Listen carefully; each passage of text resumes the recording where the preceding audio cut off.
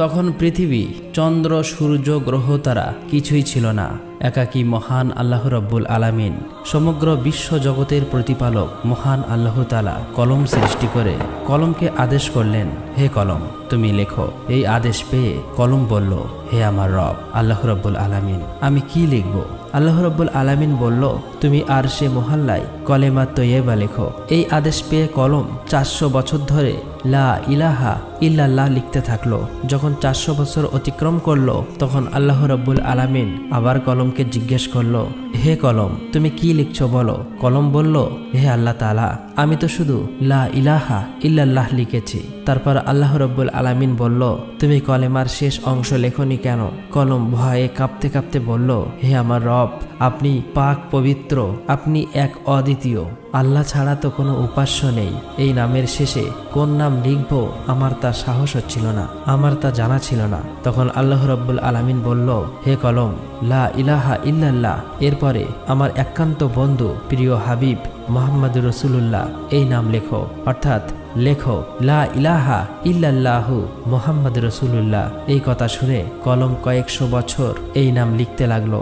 অতঃপর মহান রব্বুল আলামিন আরশে মুহাল্লার উপর বিশাল বিশাল স্তম্ভ সৃষ্টি করলেন এবং সেগুলি 7 তবক জমিন আসমানের ভিতর পুঁতে রাখলেন। তাফসীর কারকরা উল্লেখ করেছেন যে এক একটি স্তম্ভ থেকে আর এক স্তম্ভ দূরত্ব 700 বছরের পথ। তারপর আল্লাহ তাআলা আরশ সৃষ্টি করলেন এবং এই আরশ বহন করার জন্য সামান্য কয়েক মুহূর্তে 4 জন ফেরেশতা সৃষ্টি করলেন এবং তাদেরকে আল্লাহ রাব্বুল আলামিন বললেন, হে আমার ফেরেশতারা, তোমরা আরশ বহন করো। এই নির্দেশ পাওয়া মাত্র 4 জন ফেরেশতা আরশ বহন করার জন্য প্রস্তুত হলো, কিন্তু কোনো মতেই তারা সক্ষম হলো না। তখন আল্লাহ তাআলা ফেরেশতাদের একটি দোয়া শিখিয়ে দিলেন। দোয়াটি হলো সুবহানাল্লাহ, আলহামদুলিল্লাহ, ওয়ালা ইলাহা ইল্লাল্লাহু, আল্লাহু আকবার। এই দোয়া পড়ার সাথে সাথেই ফেরেশতারা আরশ ওঠাতে সক্ষম হলো। আর তখনই আল্লাহ রাব্বুল আলামিনের কুদরতে অনেকগুলো ফেরেশতা সৃষ্টি করলেন এবং তারা সকলেই আল্লাহর গুণগান এবং প্রশংসা করতে লাগলো। অতঃপর আল্লাহ রাব্বুল আলামিন তার মহান কুদরতে মাওয়ারিদ প্রস্তুত করলেন এবং সেখানে লাল ইয়াকুত দিয়ে লাওহে মাহফুজ সৃষ্টি করলেন এবং সেটি আরশের নিচে রেখে দিলেন। অতঃপর আল্লাহ তাআলা কলমকে নির্দেশ দিলেন, হে কলম, এই অপূর্ব সৃষ্টি ও জ্ঞান এবং কিয়ামত পর্যন্ত সৃষ্টি জগতে যা কিছু ঘটবে তা তুমি এই লাওহে মাহফুজে লিপিবদ্ধ করো। মহান আল্লাহর এই নির্দেশ পেয়ে কলম বিসমিল্লাহির রহমানির রহিম লিখে শুরু করলেন। একমাত্র আল্লাহ এই সৃষ্টি জগতের স্রষ্টা, আল্লাহ ছাড়া কোনো উপাস্য নাই, তিনি এক ও অদ্বিতীয়।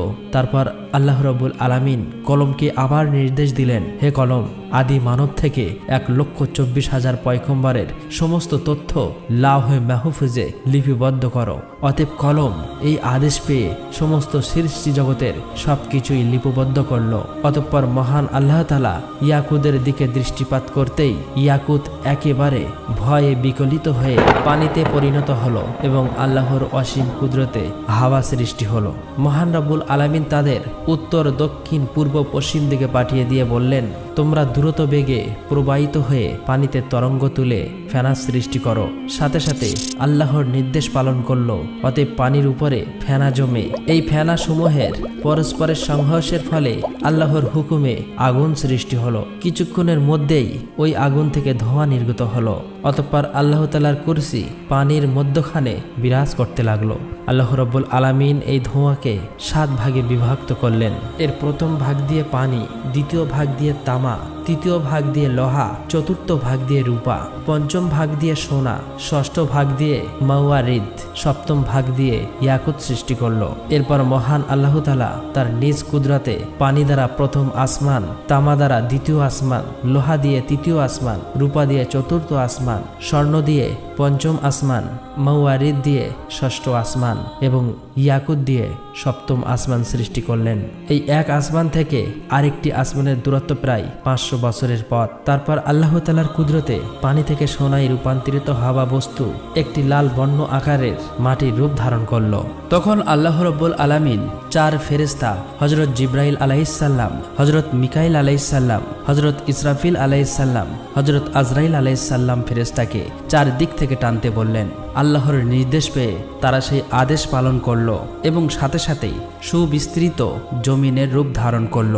অতঃপর আল্লাহ রাব্বুল আলামিন মাত্র 6 দিনে আসমান, জমিন, চন্দ্র, সূর্য, গ্রহ, তারা এই বিশ্ব জগৎ সমূহের যা কিছু আছে সমস্ত কিছু সৃষ্টি করলেন। তারপর সহস্র বছর পর আল্লাহ রাব্বুল আলামিন ধোঁয়াবিহীন অগ্নি সৃষ্টি করে তা থেকে জিনজাতি সৃষ্টি করলেন। জিনজাতির মধ্য থেকে একজন নবী পাঠান, তার নাম ইউসুফ। আল্লাহ তাআলা সেই নবীকে শরিয়াতের বিধি বিধান শিক্ষা দেন এবং তাদের দুনিয়ায় প্রেরণ করেন। এভাবেই চলছিল জিনদের জীবন। কিন্তু বহু বছর পর আল্লাহর বিধিবিধান ভুলে সমস্ত জিনের দল পথভ্রষ্ট হয়ে পাপাচারে লিপ্ত হলো। তখন ইউসুফ নামের ওই জিন সকলের উদ্দেশ্যে বলল, হে সকল জিনের দল, তোমরা আল্লাহকে ভয় করো, পাপাচার থেকে ফিরে এসো। তোমরা কি ভুলে গেছো আল্লাহ এক, অদ্বিতীয়, আল্লাহ ছাড়া কোনো উপাস্য নেই? অতএব তোমরা তওবা করে সৎ পথে ফিরে এসো এবং আল্লাহর বিধিবিধান মেনে চলো। কিন্তু এই সকল জিনের দল তার কথা শুনল না, সকলেই মিলে তাকে হত্যা করলো। এদিকে সকল ফেরেশতারা বলতে লাগলো, হে আল্লাহ, জিনদের দল দুনিয়াতে পাপাচারে লিপ্ত হয়ে ফাসাদ সৃষ্টি করছে এবং হত্যা করছে। আল্লাহ রাব্বুল আলামিন অসীম দয়ালু, আল্লাহর দয়া সীমাহীন। ফেরেশতাদের এই কথা শোনার পর তিনি জিনদের পাপের শাস্তি প্রদান না করে পুনরায় একজন পয়গম্বর পাঠালেন। কিন্তু তিনি সফল হতে পারলেন না। মাত্র কিছু সংখ্যক জিন তার হেদায়েত মেনে সৎ পথে প্রত্যাবর্তন করল, আর সকলেই পথভ্রষ্ট হয়ে গেল। এভাবে প্রায় 36,000 বছর সময়ের মধ্যে জিনরা বহু সংখ্যক পয়গম্বরকে হত্যা করে ফেলল। অতঃপর আল্লাহ রাব্বুল আলামিন ফেরেশতাদের বলল, তোমরা যাও, যারা পাপাচারে লিপ্ত তাদেরকে শাস্তি প্রদান করো। আল্লাহ রাব্বুল আলামিনের এই নির্দেশ পেয়ে ফেরেশতারা কোটি কোটি জিনদের শাস্তি প্রদান করল। কেবলমাত্র যে সকল ঈমানদার জিন পাপী জিনদের ভয়ে বনে, জঙ্গলে, পাহাড়, পর্বতে, গুহায় বসে আল্লাহর ইবাদতে মগ্ন ছিল, তারাই ফেরেশতাদের হাত থেকে রক্ষা পেল। ওই সময় ফেরেশতারা লক্ষ্য করে দেখল একটি কমবয়স্ক সুন্দর বালক জিন একাকী দাঁড়িয়ে আছে। তার নাম ইবলিশ। তাকে দেখে ফেরেশতাদের অন্তরে দয়া মায়া উদয় হলো। তখন ফেরেশতারা বলল, হে আমার রব, হে মাবুদ, এই বালক জিনটি অসহায়, তার প্রতি আমাদের অনেক মায়া লাগছে। আমরা কি একে নিয়ে আসমানে লালন পালন করব? ফেরেশতাদের অনুরোধে আল্লাহ রাব্বুল আলামিন তাকে আসমানে নিয়ে আসতে অনুমতি দিলেন। ইবলিশ ছিল তীক্ষ্ণ স্মৃতিশক্তি সম্পন্ন। সে একবার যা শুনতো চিরদিনের জন্য তা মনে রাখত। এদিকে যে সকল জিন বেঁচে গিয়েছিল তাদের বংশবৃদ্ধি পেয়ে আবার জিনদের দ্বারা এই জগৎ পরিপূর্ণ হয়ে উঠল। এদিকে ফেরেশতারা ইবলিশকে প্রথম আসমানে নিয়ে আসলো। সেখানে এসে ফেরেশতারা আল্লাহর ইবাদত বান্দাগির সমস্ত নিয়ম কানুন শিখিয়ে দিলেন। ইবলিশ খুবই অল্প সময়ে এই শিক্ষা লাভ করে দীর্ঘ 1000 বছর প্রথম আসমানে আল্লাহর ইবাদত করল। ইবলিশের আল্লাহর প্রতি ইবাদতের একাগ্রতা ও নিষ্ঠা দেখে অবাক হয়ে ফেরেশতারা বলতে লাগলো, আমরা কেবলমাত্র আল্লাহর ইবাদতের জন্যই সৃষ্টি হয়েছি। একমাত্র ইবাদতেই আমাদের শিক্ষা, ধ্যান, দীক্ষা সবকিছুই। কিন্তু কি আশ্চর্য ব্যাপার, ইবলিশ আমাদের কাছে ইবাদতের নিয়মকানুন শিখে সে যে ইবাদত করছে তার তুলনায় আমরা কিছুই না। আমাদের ফেরেশতাদের মধ্যে তো এমন ইবাদত কাউকে করতে দেখিনি। মনে হচ্ছে ইবলিশের কাছে আমাদের অনেক কিছু শেখার আছে। তার ইবাদতে ফেরেশতারা এত মুগ্ধ হলো যে তাকে অতি যত্ন সহকারে প্রথম আসমান থেকে 1000 বছর পর দ্বিতীয় আসমানে নিয়ে গেল। দ্বিতীয় আসমানে এসে তার চেয়েও বেশি পরিমাণে ইবাদতে মশগুল হলো। আসমানের ফেরেশতারা এটা দেখে চারিদিক থেকে ধন্য ধন্য বলতে লাগলো। বহু ফেরেশতারা তার প্রশংসা করতে লাগলো এবং ইবলিশের নাম রাখলো আবেদ। তারপর ইবলিশ 1000 বছর ইবাদত করার পর ফেরেশতারা দ্বিতীয় আসমান থেকে তৃতীয় আসমানে নিয়ে গেল। সেখানে এসে আরো বেশি পরিমাণে পরম একাগ্রতা মনোযোগের সাথে আল্লাহর ইবাদতে মগ্ন হলো। এটা দেখে সেখানকার ফেরেশতারা তার ইবাদতে মুগ্ধ হয়ে ইবলিশের নাম রাখলো অলি। এভাবেই প্রত্যেক আসমানে ইবলিশ 1000 বছর ইবাদত করলো। অবশেষে সপ্তম আসমানে উপনীত হয়ে পরম সুখে শান্তিতে বসবাস শুরু করলো। ইবলিশ সর্ববিষয়ে অনেক জ্ঞান এবং অভিজ্ঞতা অর্জন করলো। তখন ফেরেশতারা আল্লাহর কাছে দোয়া করে বলল, হে আমার রব, হে আল্লাহ, তুমি তোমার প্রিয় ইবলিশকে যদি আরশে মুহাল্লায় উঠিয়ে আনো তবে আমরা তার কাছ থেকে অনেক মূল্যবান উপদেশ শুনে অনেক কিছু শিখতে পারতাম, কেননা সে আমাদের অপেক্ষা অনেক বেশি জ্ঞান অর্জন করেছে। মহান আল্লাহ তাআলা ফেরেশতাদের এই আবেদন মঞ্জুর করলেন এবং ইবলিশকে আরশে মহল্লার কাছে নিয়ে আসলেন। সেখানে এসে ইবলিশ ইয়াকুত নির্মিত একটি সুউচ্চ মেম্বারে ইবাদতে মশগুল হলেন এবং ওয়াজ নসিহত করতে লাগলো। তখন এইসব দেখে ফেরেশতারা তাকে মালাইকা অর্থাৎ ফেরেশতাদের শিক্ষক হিসেবে মেনে নিল। এদিকে পৃথিবীর যে সকল জিনের দল অবশিষ্ট ছিল তারা আবারও ভীষণ পাপাচারী হয়ে উঠল। তখন আল্লাহ রাব্বুল আলামিন ইবলিশকে বললেন, হে ইবলিশ, তোমার ইবাদত বান্দেগি এবং আনুগত্য দেখে অত্যন্ত সন্তুষ্ট হয়েছি। এবার তুমি দুনিয়াতে গিয়ে তোমার স্বজাতীয় জিনদেরকে সৎপথ প্রদর্শন করো। আল্লাহ রাব্বুল আলামিনের এই নির্দেশ পেয়ে ইবলিশ বলল, হে মাবুদ, হে আল্লাহ, আপনার নির্দেশ আমি অবশ্যই পালন করব, কিন্তু আল্লাহ আমাকে এমন একটি ক্ষমতা দিন আমি যেন সারাদিন দুনিয়াতে জিনদের শিক্ষাদান করার পর আবার যেন সন্ধ্যায় এখানে ফিরে আসতে পারি এবং আপনার ইবাদতে মশগুল থাকতে পারি। আল্লাহ রাব্বুল আলামিন ইবলিশের এই আবেদন কবুল করলেন। অতঃপর ইবলিশ অত্যন্ত আনন্দিত চিত্তে দুনিয়াতে নেমে আসলো এবং জিনদেরকে বলতে লাগলো, হে জিনের দল, তোমরা কি ভুলে গেছো সেই আযাবের কথা? এখনো সময় আছে, আল্লাহর পথে ফিরে এসো।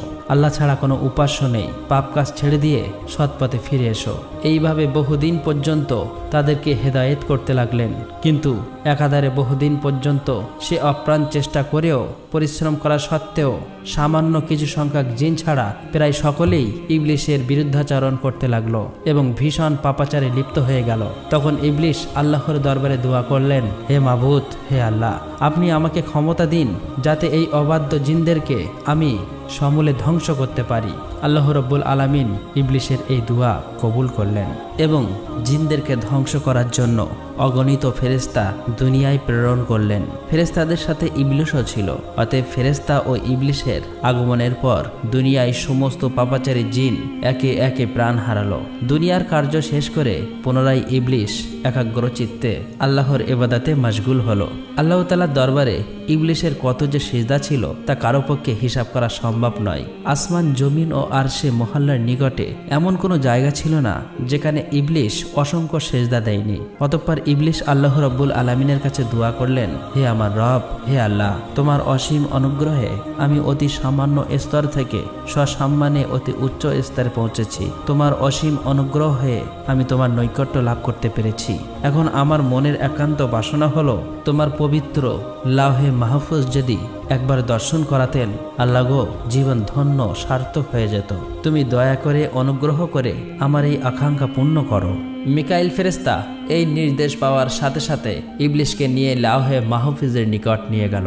ইবলিশ আল্লাহর অপূর্ব সৃষ্টি লাওহে মাহফুজের দিকে এক দৃষ্টিতে চেয়ে দোয়া পাঠ করতে লাগলো। হঠাৎ এক স্থানে চোখ পড়ল আর সেখানে লেখা আছে, আল্লাহর এক বান্দা 6 লক্ষ বছর পর্যন্ত আল্লাহর ইবাদত করবে, কিন্তু মহান আল্লাহর একটি আদেশ অমান্য করায় সে জান্নাত থেকে বিতাড়িত হবে, আর ওই বান্দা আসমান ও জমিনের মালায়ন বা অভিশপ্ত নামে পরিচিত হবে। এটা দেখার পর ইবলিশ কেঁদে ফেলল এবং সেজদায় লুটিয়ে পড়ল। তাফসীরকারকদের মতে ইবলিশ এই সেজদা 6000 বছর অতিবাহিত করেছিল। 6000 বছর পর ইবলিশ মাথা তুলে দেখতে পেল তার সিজদার জায়গায় লিখিত রয়েছে, লাআনাতুল্লাহি আলা ইবলিশ, ইবলিশের উপরে আল্লাহর অভিশাপ বর্ষিত হোক। এটা দেখে ইবলিশ আল্লাহর কাছে দোয়া করল, হে আমার রব, এই ইবলিশকে আমি তাকে যথাযথ শিক্ষা দান করি। তার জবাবে মহান আল্লাহ তাআলা বললেন, অচিরেই তুমি তাকে দেখতে পাবে। এই কথা শুনে ইবলিশ সেখানে দাঁড়িয়ে 1000 বছর পর্যন্ত পাঠ করল, লাআনাতুল্লাহি আলা ইবলিশ, অর্থাৎ ইবলিশের উপর আল্লাহর লানত বর্ষিত হোক। এখানে উল্লেখ করা প্রয়োজন তখন ইবলিশ এই নামে পরিচিত হয়নি। এরপর আল্লাহ রাব্বুল আলামিন ইবলিশকে বললেন, হে ইবলিশ, বলতো যে বান্দা আমার অশেষ অনুগ্রহ লাভ করার পরেও আমার হুকুম অমান্য করবে তার কেমন শাস্তি হওয়া উচিত? জবাবে ইবলিশ বলল, হে আমার রব, মহান আল্লাহ রাব্বুল আলামিন এমন অকৃতজ্ঞ ব্যক্তির কঠিন শাস্তি এবং অভিশাপ বর্ষিত হওয়া উচিত। তখন আল্লাহ রাব্বুল আলামিন বললেন, তোমার এই কথাটা এক টুকরো তক্তিতে লিখে তোমার কাছেই রেখে দাও, পরে তা কাজে আসতে পারে। অতঃপর এই ঘটনার বেশ কিছুদিন পর হঠাৎ একদিন ইবলিশ মনে মনে ভাবতে লাগলো, এখন ফেরেশতাদের জগতে, জিনের জগতে এমন কোনো ফেরেশতা ও জিন নেই যে আমার চেয়ে বেশি শিক্ষা লাভ করেছে। এখন ফেরেশতাদের থেকে আমার প্রভাব অতুলনীয়। আমার প্রভাব, প্রতিপত্তি ও ক্ষমতার সাথে মোকাবিলা করার মতো আর কেউ নেই। আমার মনে হয় মহান আল্লাহ রাব্বুল আলামিন সৃষ্টি জগতের পরিচালনার ঘটনার দায়িত্ব একমাত্র আমাকেই দিতে পারে।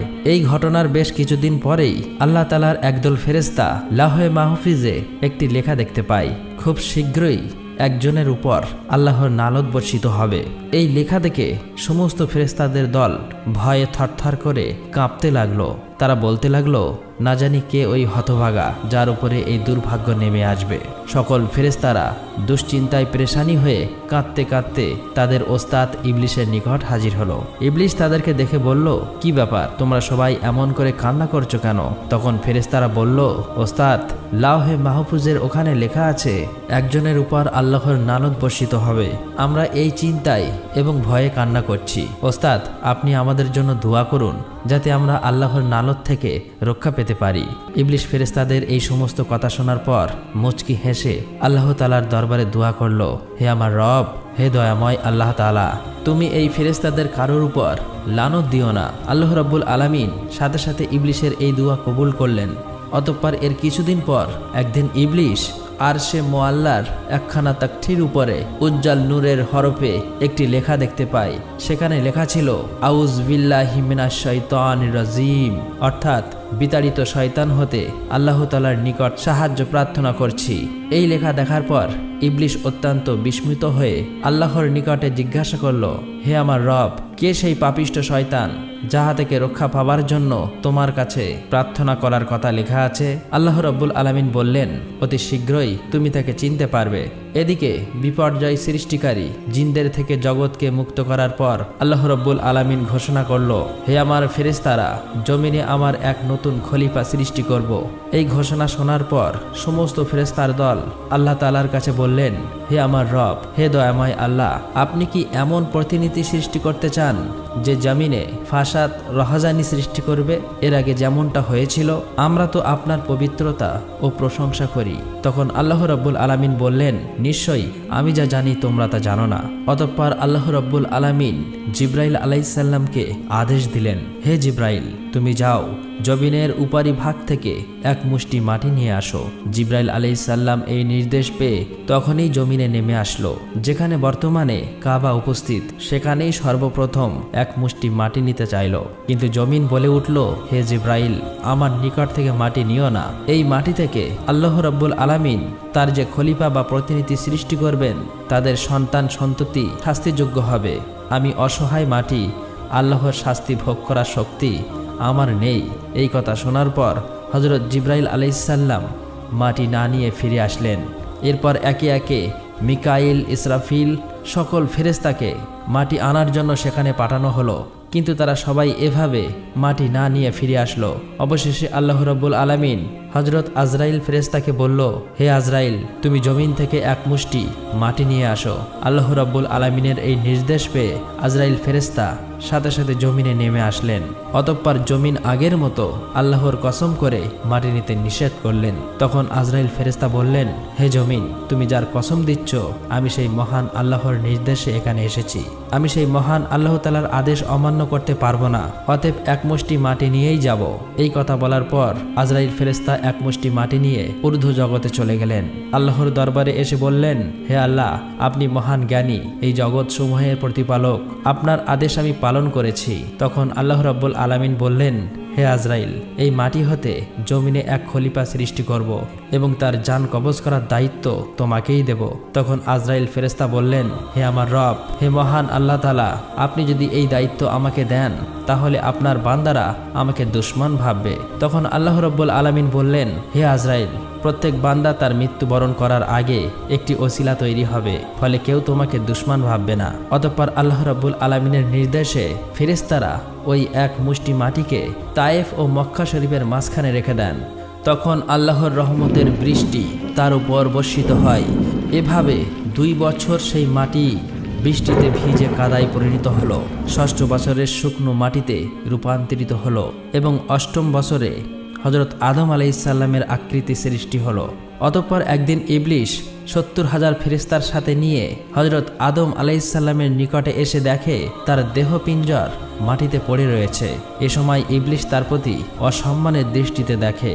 তারপর অন্য একদিন ফেরেশতারা ইবলিশকে বললেন, আল্লাহ রাব্বুল আলামিন এই মাটি হতে প্রতিনিধি সৃষ্টি করবে। তখন ইবলিশ বলল, একথা সত্য, তবে আল্লাহ তাআলা যদি আমার অধীনে করে দেয় তাহলে আমি তাকে ধ্বংস করে ফেলব, আর আমাকে তার অধীনস্থ করে দিলে আমি তার অধীনতা স্বীকার করব না। এই ঘটনার 40 দিন পর হযরত আদম আলাইহিসসালামের রূহ সৃষ্টি করা হয়। অতঃপর আল্লাহ রাব্বুল আলামিন সকল ফেরেশতাকে বলল, হে ফেরেশতারা, তোমরা সকলেই আদমকে সেজদা করো। সকল ফেরেশতারা হযরত আদম আলাইহিসসালামকে সেজদা করল, কিন্তু ইবলিশ সেজদা করল না।